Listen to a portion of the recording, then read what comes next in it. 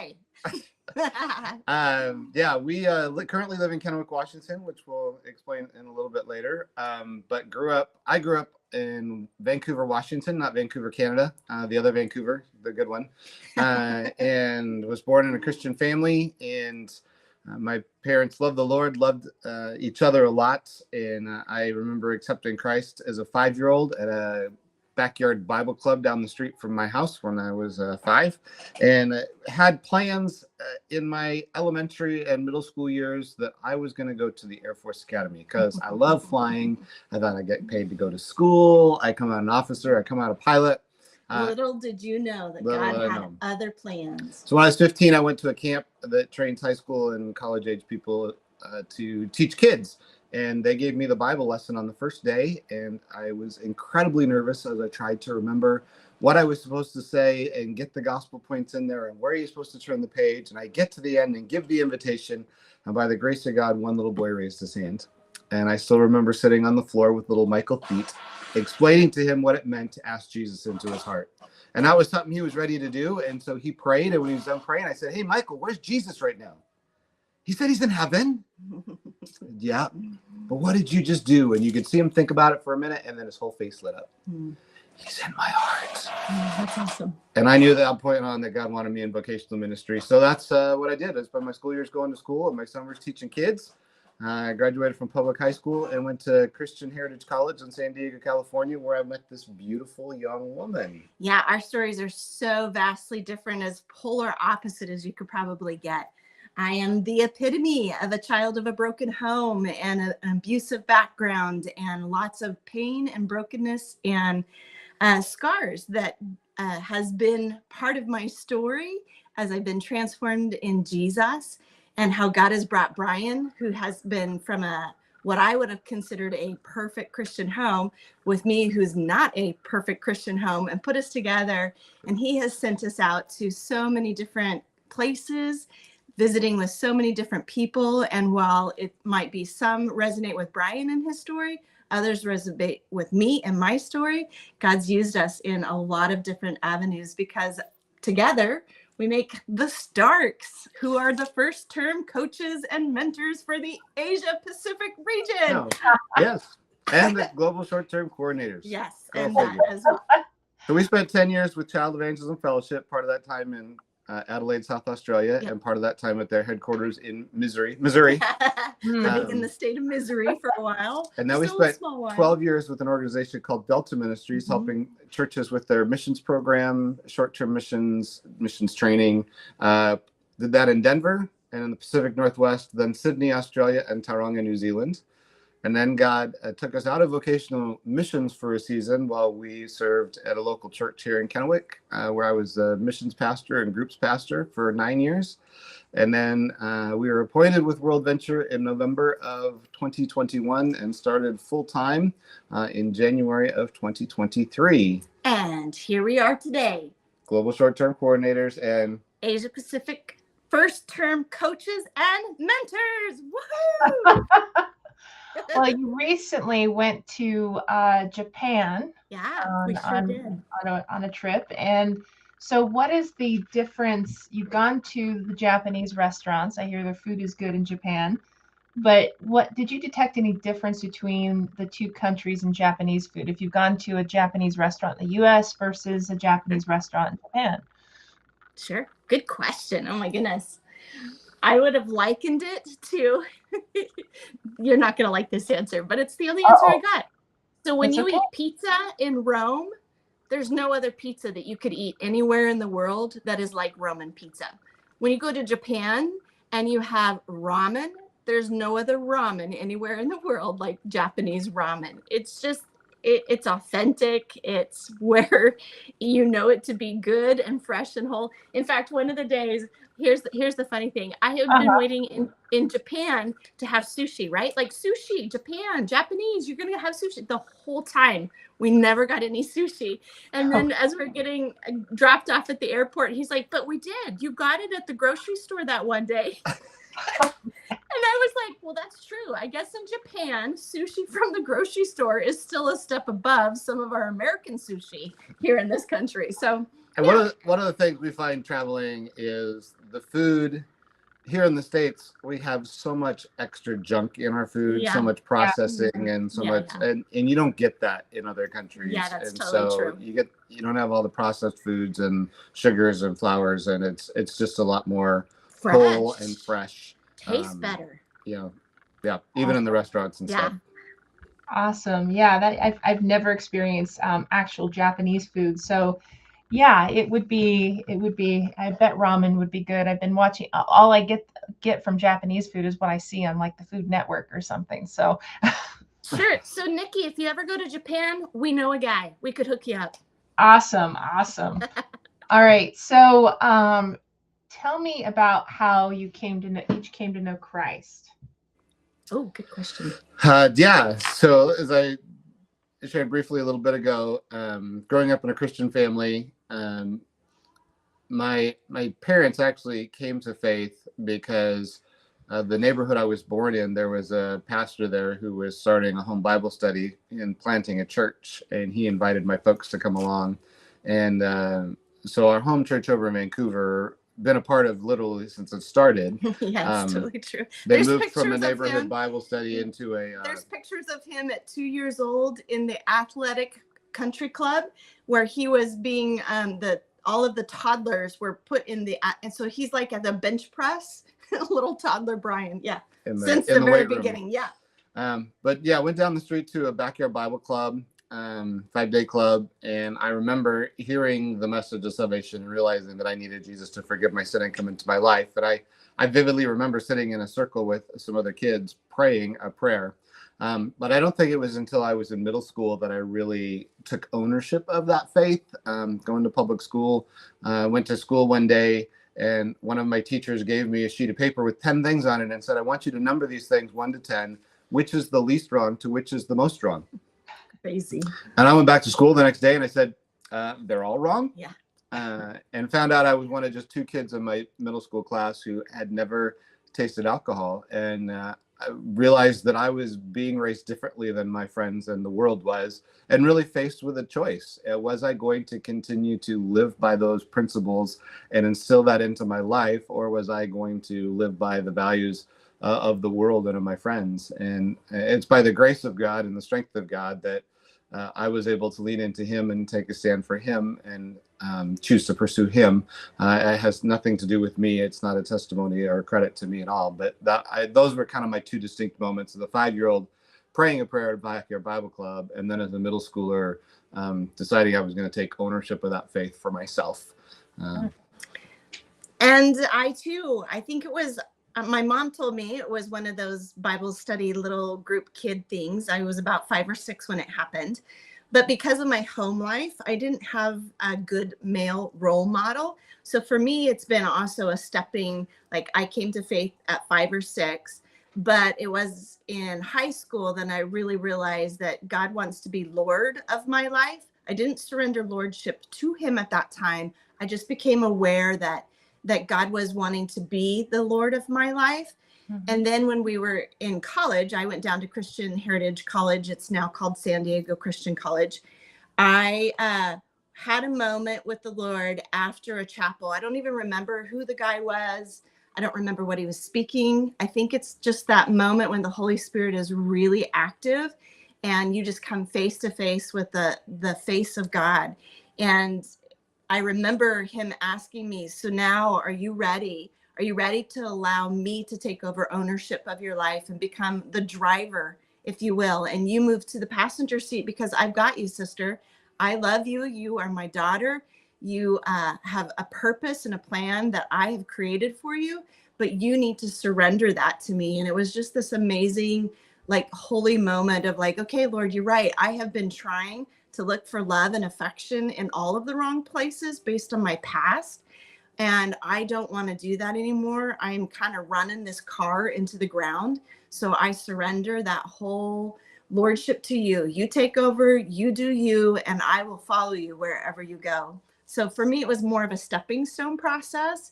And then just being every day renewed by the Spirit of God and transformed from what I was and the ickiness of what I was raised in and who I'd become to who I am today. Yeah, that is awesome. So, big question is, how did you two meet? Well, Typical Bible college story. This is Bible garbage. colleges mend their soul, or shoe factories mend their souls and send them out in pairs. yeah, ring by spring or your money back. So yeah. I saw her and thought she was kind of cute. She saw me, thought I was an egotistical jerk, and didn't Yeah. want to have anything to It's do totally with me. true.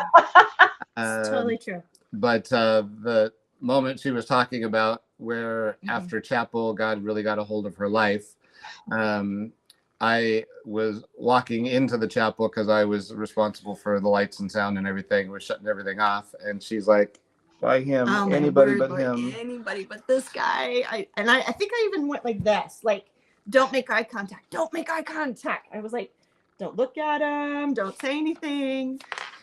And it was actually in that moment when it's so funny that you asked this question on the heels of the previous question, because it was another one of those moments, like transformative moments, where I felt like the Spirit of God was like, sit up, pay attention. This is the man that I have for you. And I was like, oh, really? So I kind of, and there's nobody, I mean, this is a chapel that he's gone and shut all the lights off. I mean, like, it's a really dark, quiet, really somber time. And I just kind of, this might be inappropriate for World Venture, but I looked up and he kind of walked past. I was like, ooh, he's got a kind of cute We get it. backside. That's what we'll say. As he walked on past, I was like, oh. And then he felt. And then I'm like, sensing she's looking at me. So I turn around and ask her if she wanted to go get something to eat. Yeah. And the cafeteria was closed, so we went to Burger King, and we're sitting there at Burger King and eating. And I look at her and I said, "We're gonna get married, aren't we?" I was like, yeah, I think we are. I should probably break up with my girlfriend then, huh? He had a girlfriend. Oh man.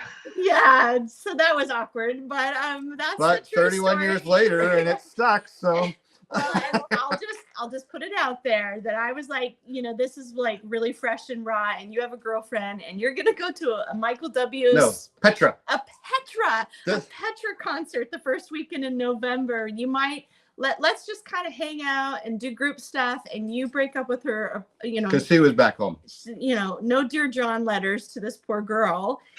You go do you at this concert with your girlfriend, and then that night he calls me and he's like, so I broke up with her. I'm like, oh good, yeah. He's like, so you want to get married now?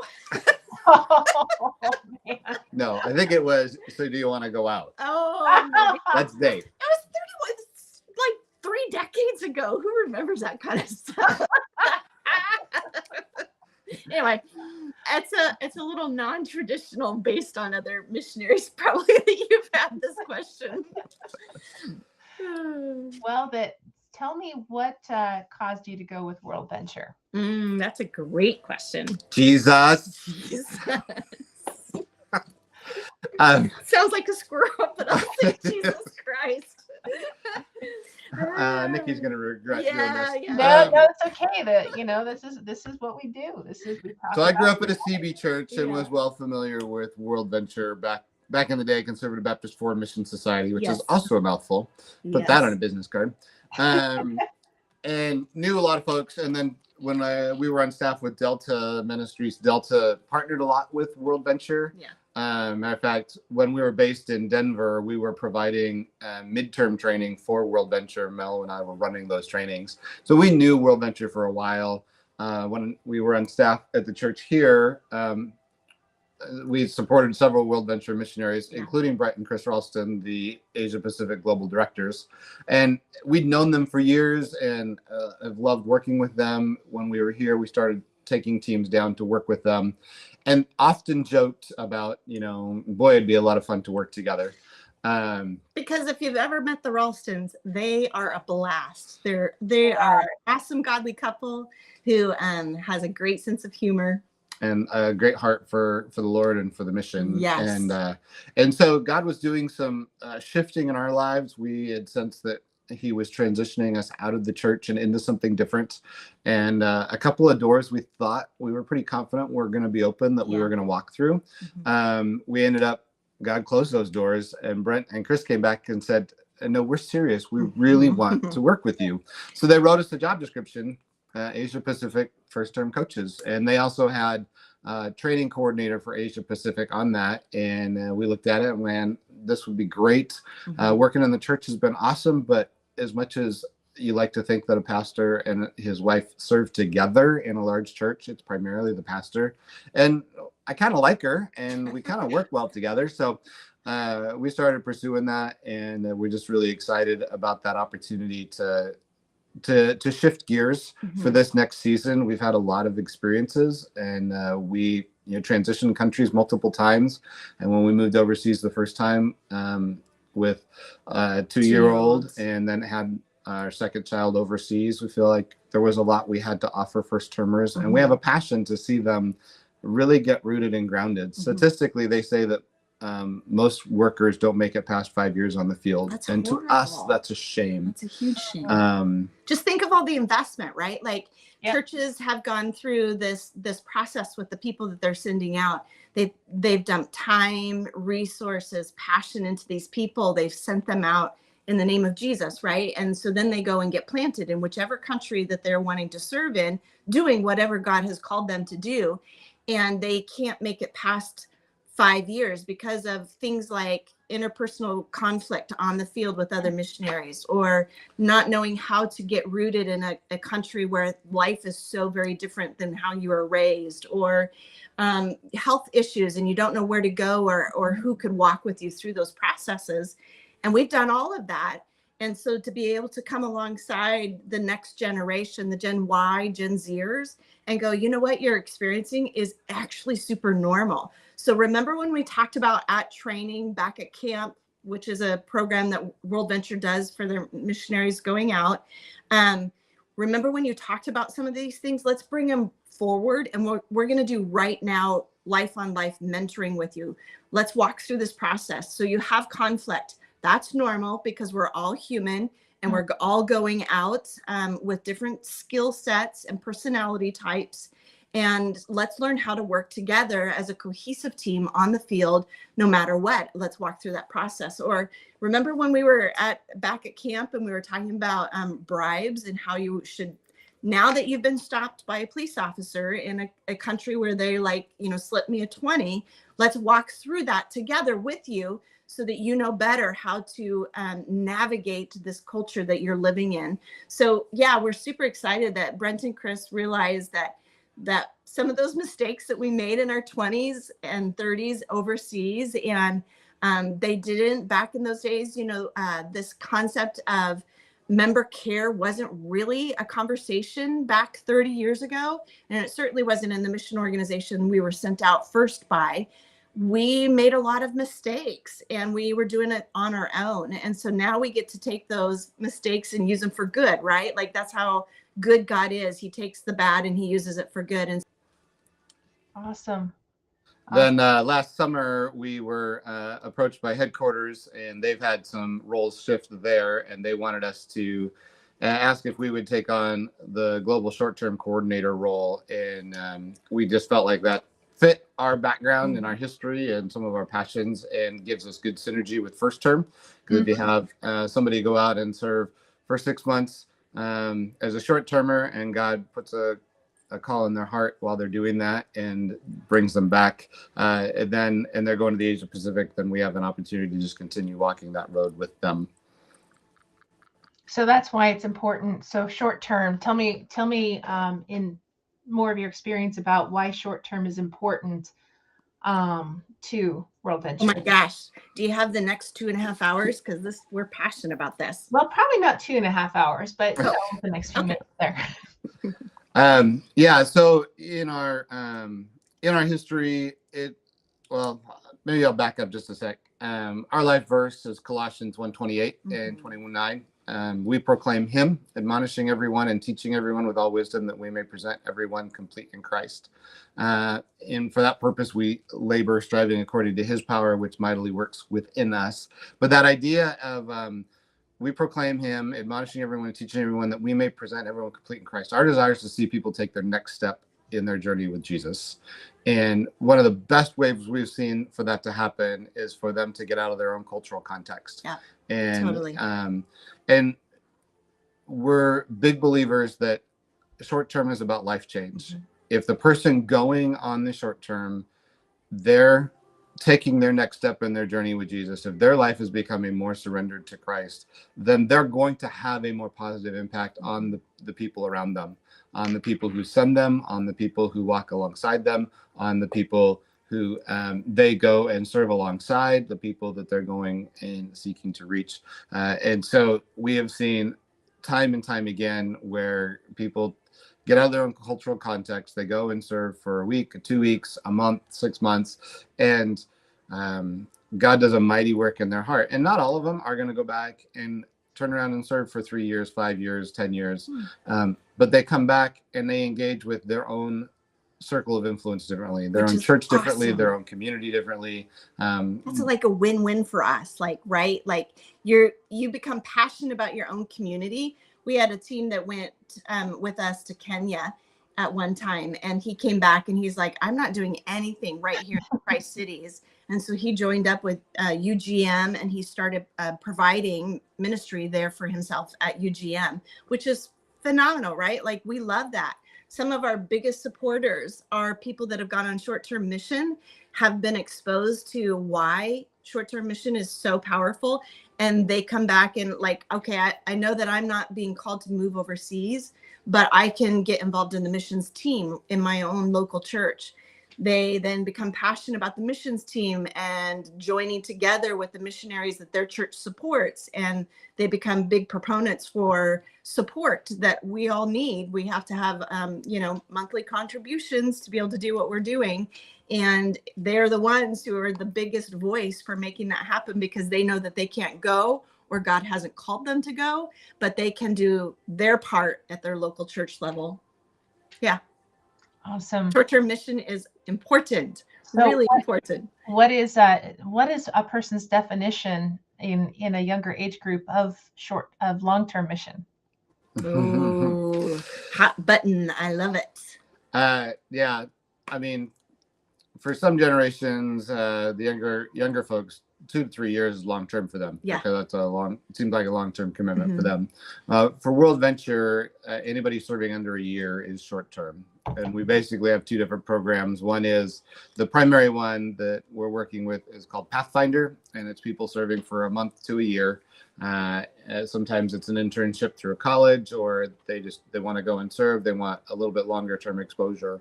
And then we also are working with churches and organizations that are sending out teams for a week or 2, and we have some logistics we facilitate with them and some resources that we provide to them.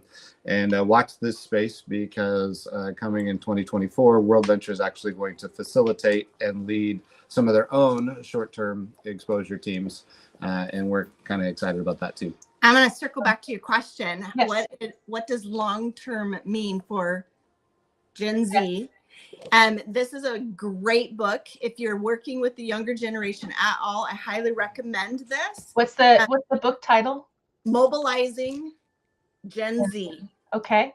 And it really helps people of our age group know what the skills and the giftings that are brought to the table by Gen Z. And that's who we're mobilizing, right? They're the ones who are going to replace the older generation who is hitting retirement, and they have served long, faithful legacy histories in the countries of which they're serving. This is the generation that's replacing them. And so what does long-term mean for them? Brian kind of hit on it just a minute ago. He said, basically it's 1 or 2 years. You think of this generation and their digital connection that they were raised in. Anything that is longer than a minute in their lives is a long-term thing, right? Like, their engagement is very short.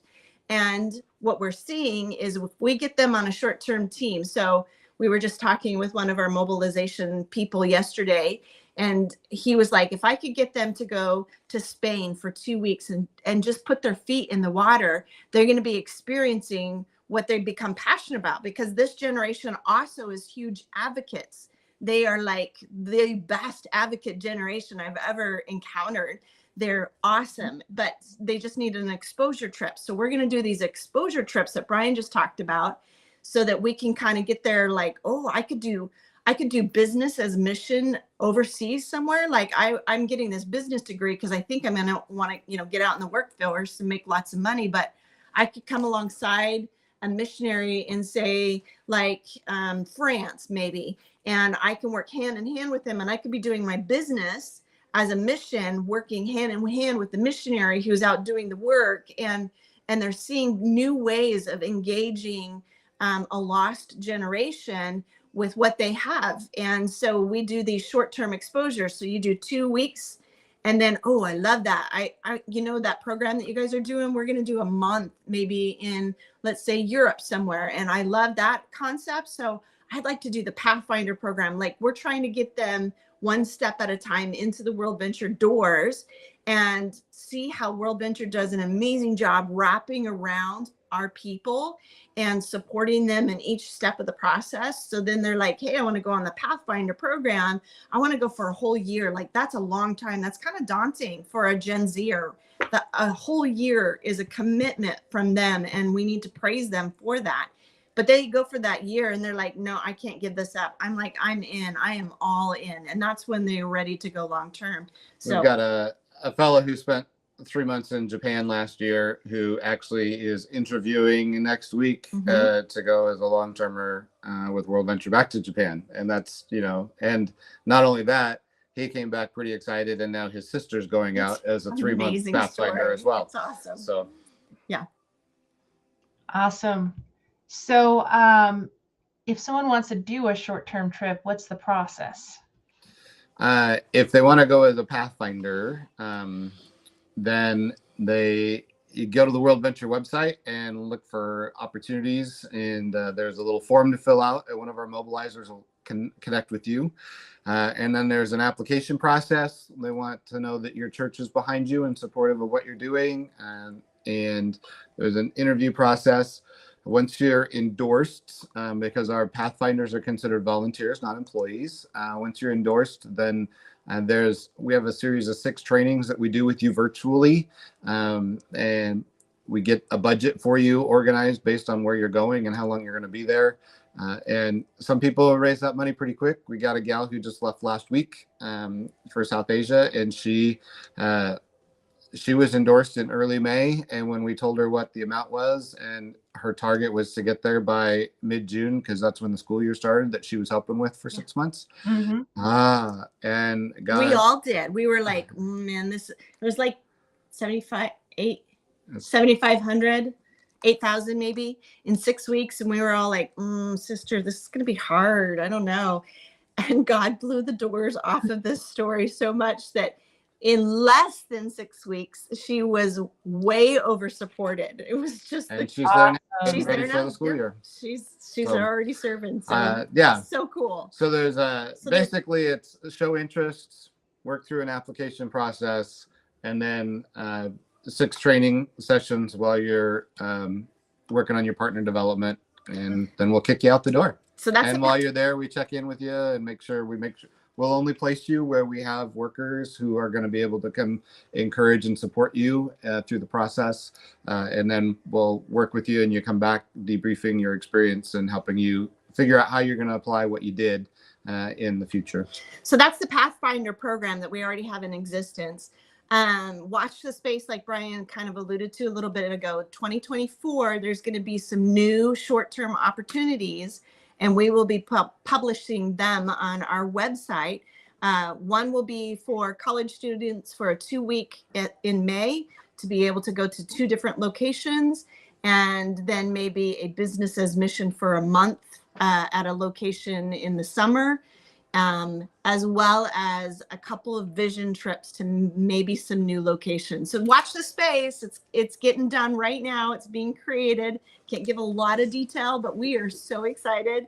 We've been working with the mobilization department to get some what do you call it? Rails laid in the ground. That's right. A little bit of direction. Yes. Yes. So what are some of the struggles that short-termers or first-termers encounter? Good question. Mm-hmm. And sometimes they experience some similar things, and then I also think there's some divergent ones based on the time commitment, because we were working with a gal going for 6 months next year, and she's like, I can do anything for 6 months.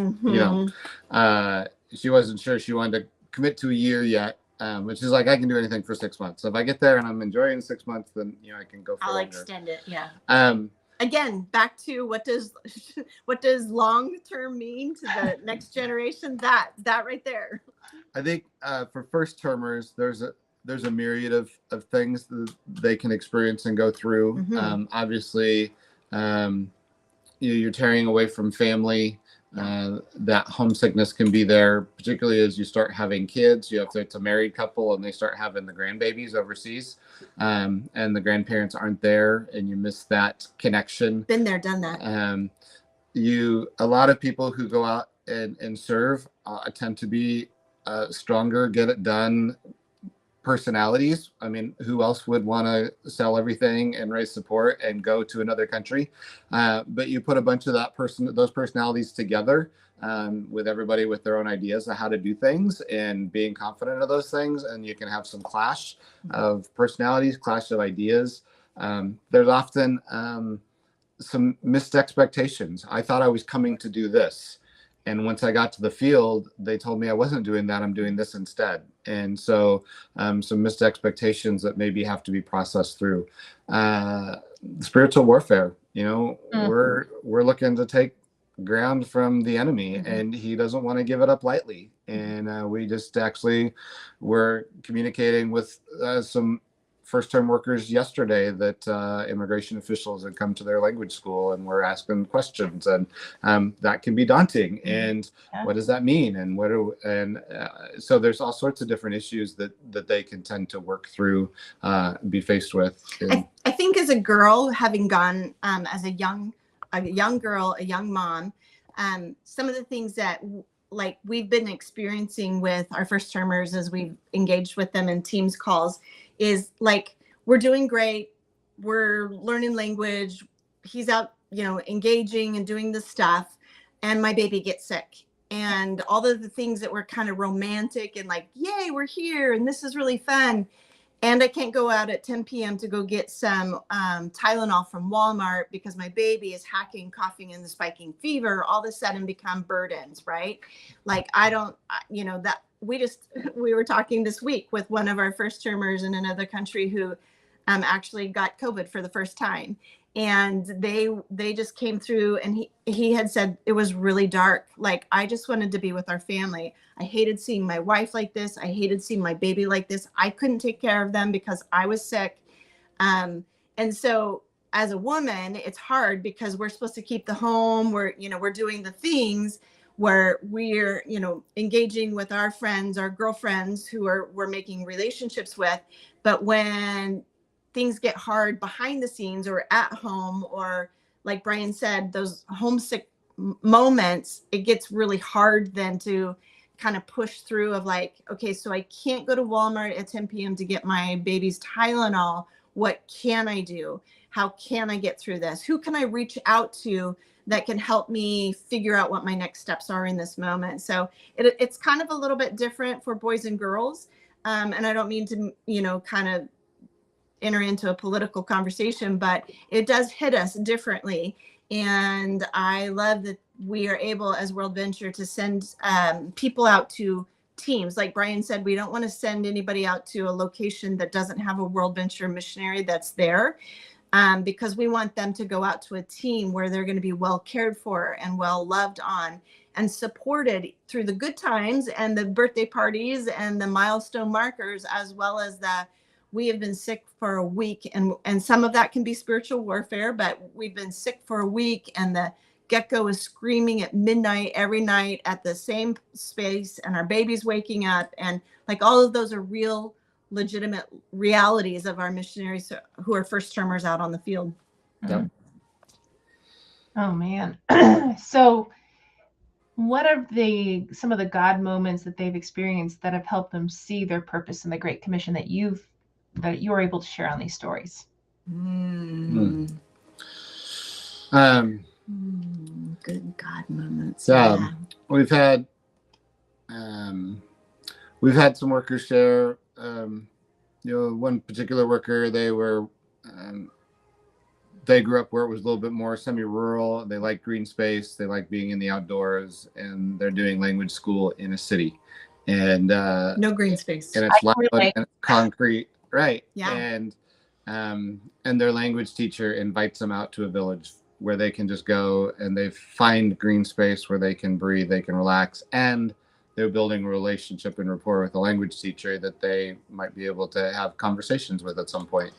I think of also some of them who are, which kudos to them, but are very physically active. They were runners here in the States before they left. That was their physical activity. Yeah. And you go out to one of these concrete, cities, and it's not safe to just go for a run like it might be here in America. And they're really struggling with, and physical exercise is super important. And a lot of these third world major cities that they're going to doesn't allow for that kind of physical exertion. So, creatively thinking of different ways, is there a soccer team that you could get hooked up with that you could then be engaging relationship with? Is there a gym that you could get hooked up with that you could then, your fellow gym person that you're running on a treadmill with? One guy, he stumbled on a frisbee golf, ultimate frisbee club at his location that he was at, and he was like thrilled. So it's just kind of finding those opportunities to go, okay, so this is where you're struggling. Let's pray about it and see how God creatively answers that prayer. And they're finding, wow, like God does care about my physical activity and my frustration and not being able to get that out, but it's going to look different than it did in America. And now I'm able to engage my culture even more in what I'm doing while I'm still learning language. I can be, learning the social language, if you will. Like school can teach you formal language, but you don't get like all the slang or all the, things that other cultures have as their language as much as American does. And so they're getting that in really creative ways. And so that's been fun to watch and, journey with them. A lot of our first termers, they get to the field and the main tasks are just getting settled and learning language and culture. And so hearing stories of how God provided just the right house or just the right location or led them to a connection that could help them with their house repairs or, and all of these are things that we encourage them to file away, because as the journey gets difficult, then they can go back and say, well, look at what God did here and here and here and here. He did all those things. He's brought us to this point. He's not going to give up on us now. He's not going to drop us and leave us now. Then as they move into, they move past their language learning ministry into what they thought they were going to do, then that just continues, and they can continue to be encouraged as they start building those relationships and seeking to engage in that type of work. I like to call it rocks of remembrance, based on the Old Testament when God called Israelites at different times to stick in a mount or pile of rocks up, because he wants you to look back and remember. And so when we have a moment with our first termers that we're walking through and there's like breakthrough in some way, in some form, and it's like spectacular that God's done something, go out and pick up some sort of a rock so that you can remember this moment. And then whatever house that you're at, you take that rock with you and you get to say, okay, man, like Brian just said, this is a really tough slug that we're in the middle of. And, I also want to just kind of put in here, they're also developing their theology of suffering through these hardships that this generation doesn't have as strongly built within them yet. And so for us to say, pick up a rock so that the next time, because you will be in another moment of frustration or hurt or rejection or slander, somebody from the government has said something, or somebody, it happens. That's how it's going to happen. But you can say, I know that God is real and he walked me through the last one. Here's my rock to remember that so that I can walk through this one with confidence, knowing that God's going to provide in just the same way because of this situation. Yeah. Yeah, very familiar with that. The rocks of remembrance. It's actually good for, I think, for any Christian to have that. Oh yeah. You can't see it, but around my walls or through my house are rocks of remembrance. Not technically rocks, but just I love it. Yeah. Yeah, we have the same thing, but Mel also on the hearth has a box of rocks. Yeah, I think I got from Hobby Lobby one of those boxes that looked like a treasure chest. Yeah. It was given to me for my 50th birthday. Nice. And I took all of my rocks that I kind of had just stored in a box because we've traveled the world, right? So these have come with us everywhere we've gone. And I think when we moved into this house, I just What's had in your suitcase? Is that rocks? Yes. Actually, yes, Actually, it is. yes. That's how I roll. But so I put all my rocks in my treasure chest, and they're sitting on the hearth. Nice. Yeah. On a painting rock, when I was bringing one of the rocks through TSA that was painted to teach to a church in Georgia about how to use it for discipleship, basically the TSA person searched my bag, lifted it up, looked at me. It's a rock. I promise it's just a rock. I'm seriously not trying to bamboozle you in any way, shape, or form. It's just a rock. Just a rock. But it's not just a rock. It's for me a remembrance moment. Yeah. So love that. Exactly. So, all right. So tell me how your experience as coaches and all that. Tell me how your experience is going into training this team that went to Cyprus. Oh. Yeah, we're pretty passionate about training and equipping, particularly for short-term teams. Well, anybody going out, if you're going to serve cross-culturally, you need some training because we tend to be very ethnocentric, ethnicity centric. Centrists, our ethnicity is the center of the world. Just look at any map. No matter where you buy the map, wherever you buy that map, that is who's in the middle of the map. So 15 years ago, he said this to me. I'm like, no. The Americas are always on the left side. And, every map around the world is going to be how I remember. And he was telling this too. Wasn't it in Australia? I was training a team a school team in Sydney, Australia, and they had one of these beautiful wall maps of the world. I love maps, but it was this massive wall map. The principal. And I'm talking about this concept, and the principal starts laughing. And afterwards he says, when we bought the map, we cut it and mounted it so Australia was in the middle. Oh, it's just what we do. We like to think, no matter where we're from, we like to think that we're in the center of the world. So let that be actually for anybody who does go out on a short-term team or goes to visit anybody or knows anybody, let that be your challenge. Go see if you can find a map and see who's in the middle of that map. That's my challenge to you.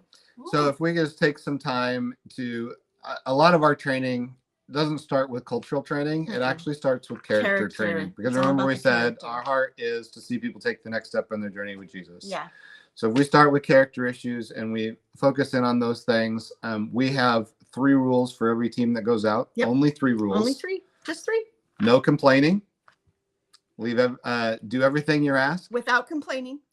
And leave every place cleaner than you found it. Without complaining. And people go, those are rules for a mission trip? Yes, they are. Yeah, actually, they're life rules. Yeah, we had them on our refrigerator as the kids were growing up. They were like our house rules as well. And so we try and do character training. If it's a team setting, we try and do some team building, team context, personality stuff. And then we jump into character and into culture and try and help people think outside of their cultural context and how do they go in as a learner and a servant rather than an expert know-it-all as we Americans think that we always are. And so just helping people think through those things. And it's amazing to watch people and even experienced travelers or mature believers who go through the process and to watch them get their aha moments and go, wow, I hadn't thought of it that way. I hadn't looked at it that way. As they prepare to go and serve is amazing. I remember one of the guys that we were training, he is a well-known in the Tri-Cities contractor. He is very proficient in what he does. He's very efficient in what he does. And we trained him to go, and he was working in Honduras, and he was helping build up a school that's there in Honduras. And we really challenged him with this concept of like, I know that you have the answers. Like you are like, no, hands down, you know what you're an expert in your field. You totally know what you're doing. However, the Hondurans have been doing it a certain way for as long as they know. And so why don't you go in and just watch and observe? And it was fascinating. He came and put himself underneath this older fella laying tile at the school. Yeah. And other than asking our hosts if it'd be appropriate to buy the guy a tile cutter so at least we could move a little quicker, he put himself underneath him, watched him, did it his way. And at the end of the week, to watch this old fella and the respect that he had for our short-term 100%. team member, and just because he simply put himself underneath this guy and did it his way instead of the way we know here, was the impact it had on this gentleman and on everybody was just fascinating. It was humbling to see the short-termer go and get this servant leader mentality. I'm going to serve him. I'm going to watch him. And I know how to do it better. But even if you know how to do it better with your American eyes, doesn't mean that whichever culture you go to, has the equipment, has the ability, or has the resource to be able to do it the way that the American does it. So for him to go and learn it the way the Honduran man has known and done it for generations was just he was like our poster child. We wish that we could have made his face on a poster for short-term mission of like, this is how you do it. And he came back so blessed, and he was like the best vocal person to share at our church of like, we got to get this school built and they know how to do it. Just go work with them. They just need some skilled people to go work with them. It was awesome. Awesome. Yeah, I've been on one of those construction trips to Honduras. So yeah, it's very interesting, and I love the Honduran people still to this day. So yeah, but yeah, in the mangoes there, out of this world. Yes, they are. The mangoes are out of this world. Yep. Fruit anywhere outside of the U.S. is usually out of this world. Because it's fresh. It hasn't been stored in some warehouse. I don't eat pineapple in the States. No. Yep. I've stopped eating, mango. I stopped eating mango in the States after having the experience in Honduras. Yeah, totally. Even bananas. Okay, sorry, we sidetrack. Yes. Bananas are still in the States, not nearly as good as if they're in Africa. Okay, go ahead. Sorry, Nikki. So tell me, how can we pray for you both? You can tell by this interview, we need a lot. Let me tell you, oh my word. For anyone out there watching, it is, this is a fun couple. If you go into short term, you're bound to have a lot of fun, a lot of laughter. So don't be intimidated by the rules. I have to say that the laughter is mostly because I'm an ADD tactile person. So the things that go on here, I often say to him, I get twitchy. Okay? The things I save you from, because I actually don't say them, makes the ridiculous things that come out of my mouth a little more digestible for him, because it's a mess. It's just a hot mess up here. And he's had to learn to navigate the chaos for 31 years. Lots of prayer. He needs lots of prayer. So one of the prayer requests, we continue to live in Kennewick, Washington, instead of basing in Asia or moving to Colorado where the headquarters is, because 2 years ago we moved my parents in with us. My mom has advanced Alzheimer's. So we bought this house, and mom and dad lived upstairs and we lived downstairs. And then a year ago, mom progressed to the point where we weren't able to adequately care for her at home. So we've moved her into a facility. So dad's upstairs, mom's in a facility about 5-7 minutes away, and we're downstairs. So we stay based here, and so just wisdom in knowing how to best support and care for them, balance our ministry and our travels, because we do travel a fair amount, with making sure that we're here to support and care for them would be a big one. Both of these roles, either of these roles that we have, they're more than full-time jobs on their own. And we said, we're gluttons for punishment, give them both to us. Did we? I don't remember saying that. Jeez, I got to be careful of my words even more. just wisdom in knowing how to balance the two hats, the two roles. And we're home all of June. It's the only month this year that we don't have any travel booked, which is great. But we have lots of things that are priorities right now, and just evaluating which is the biggest priority, and to focus our time and energy on. So particularly right now, we're trying to get some pieces in place for our mobilizers when they hit the campuses this fall. So just wisdom to bring those pieces together, that they have the tools that they need. Wisdom as we come alongside our first termers, to encourage them to know when to listen, to know when to put our arm around them, to know when to kick them in the pants. Because some days I need an arm around the shoulder, and some days I need a boot totally in the behind. Yep, totally and wisdom is knowing which is needed at the right time. So just wisdom in that. Yeah, what are your thoughts, babe? I think those are, so when Brian mentioned this, I think last week to our life group, the image that I got, because Gary Smalley 100 million years ago had this use an analogy to help people understand a word picture.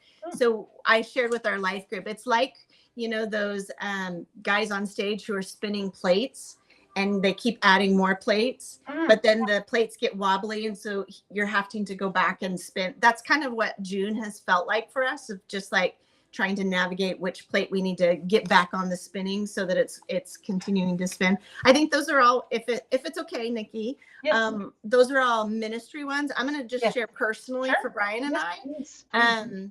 So obviously caring for mom and dad is a huge one. And we actually, all laughter aside, this is our first ministry. That's why we're staying based in America, is that our first ministry, what we felt called to, is mom and dad.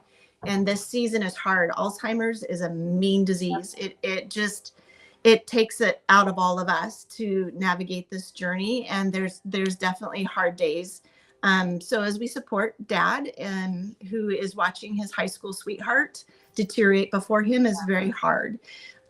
Personally, also, we have 3 children, 2 of the womb, 1 of the heart. Our baby just turned 26, 29, and then the one that God planted in our life at 18, she's now 35. And 2 of those, the oldest and the youngest, are spending time in the world right now. They have chosen to cut off relationship from us. So as parents, or as a mom, that's really painful. Parents, as a mama heart, as parents, that's really painful. We always are inviting people to pray for our 2 prodigals.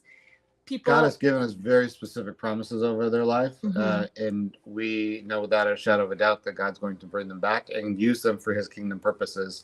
But when he gave us those promises, he didn't give us a timeline for some reason. He didn't. And so I'll just throw this out there. I often get if people get bold enough, they'll ask, why purple hair? Because I don't know if you've noticed, there's purple hair. No, I never noticed your purple hair before. Oh, I love your sarcasm. It speaks my love language, Nikki. I adore you already. No, purple hair. I was really challenged with the community of which our church is a conservative Baptist, which means they as a conservative Baptist, they have a distinct characteristics to them. And I looked around at our population and I was like, there's nobody that looks alternative. And I'm telling you, my missionary kids who were raised in a fishbowl, and now as a pastor's kid, and now back, they don't know that their parents are back as missionaries again. So they're back to MKs, not PKs, they're MKs. They're not going to walk through those church doors, this promise that God has specifically given us. They're not going to walk through all, look good Christianese. They're going to look alternative, because at least our baby, we know for sure, is, if you're going to judge me, I'm going to give you a reason to judge me. And so he's going to come in through those church doors, just like bring it, right? And so the one thing that this mom could do in the waiting season and the praying and watching the horizon is to begin to look alternative, so that people will go, oh, hey, that's his mom. Well, of course he's going to look like that. Like, this is my bridge this way to help our kids be able to come back. What it's given me, though, is an opportunity with this generation has a look to them that is very different than a lot of the 50 and older generation do. It's sitting in churches these days. What I love about, and I'm sorry, this is going to be a soapbox, but the Jesus Revolution movie, if you haven't seen it, oh my goodness, please, please, please do yourself a favor, go see Jesus Revolution, because I believe this generation is on the precipice of a Jesus Revolution moment. It's going to look different than the 60s did. It has a different label to it, but we want this generation through our church doors. And right now they're not feeling welcomed at church because they look different, because they think, having colored hair is fun, and tattoos and piercings. And it's just an expression to them. It's not a scary or defiant thing. And when I heard one person say, oh my goodness, you need to go talk to my daughter. She's really going off the deep end. She went and got her nose pierced. That broke my heart. Like, have you spent any time with your daughter? Do you understand her heart for God? She is like passionate about the Lord. So I went and got my nose pierced, just because I was like, we need older representations to say, I see you, I love you where you're at, and I want somebody to love my kids when they walk through a church door, no matter what they look like. So, and the amount of people, young people who have looked at Mel and said, "You're a pastor's wife? Well, maybe I'd be accepted in your church if you look like that. Please come. I will accept you as you are." So that was a long tangent to say, please pray for our prodigals. I told you what goes on up in here. It's like, pray for me. Pray for me. He's not wrong. Well, I can relate to that, because a long time ago, early in my believing stage, I encountered an older man who had lost his wife after 50 years where I worked. And I invited him to church with me that Sunday, and he says, I have nothing to wear. And he felt like there was a dress code. So from that point on, Sunday on, I started wearing jeans to church. Wow. That's awesome. So what a great story. But yeah, so I totally get it. So any other prayer requests? So those are just our two personal ones. Brian shared the ministry ones, which are a lot, spinning those plates, man, that we don't let a plate fall. Missionaries has the plate spinning. I mean, what does that scripture say? The workers are few. Yes. Amen. Preach it, sister. Say it again. Pray that the Lord would send. That's another prayer request. Pray for the Lord of the harvest to send out workers into the harvest. Yes. Yes. And about every church org is praying, pray the Lord of the harvest would send more volunteers. Pray the Lord of the harvest overseas. And there's a lot of vacancy. There is. Where God calls and people don't answer. Amen. Well, and that's partly because, again, if we go back to the generational thing, there was a smaller percentage of Gen Zers who would consider themselves Christ followers, and so, or would consider themselves willing to give their lives to something like that. And so, as organizations, we're pulling from a smaller pool. Now, the people that we're going to get, they've had to really think through it, and they're committed, and they're going to be quality people, but it's just a smaller pool that we're all seeking to fish out of. So. Well, which is good. We need to have more passionate people, more people dedicated to serving and going where they're called. 100%. So, yeah. 100%. So, I want to, before we wrap up, if there's anybody out there that would like to ask questions, feel free to. For those that are looking for us on Facebook, we did have some technological problems, so we are there and we are kind of not there, but that's okay. We'll restream this later. So, and I will forward all your questions that you put during that stream to Brian and Melanie so that they can answer. So thank you for joining us, everyone. Brian and Melanie, stay on. See you guys at the next live, which is next Tuesday, I believe. Just look at our events page and you can see all the events we have coming up in June and July. So thank you for joining us. Nikki, it has been a pleasure. Thanks so much for inviting us on. You're welcome. Hopefully, I hope it's been a pleasure for you. It has been. It has been. No. This is it's not bad. a sorry. It has been, yes.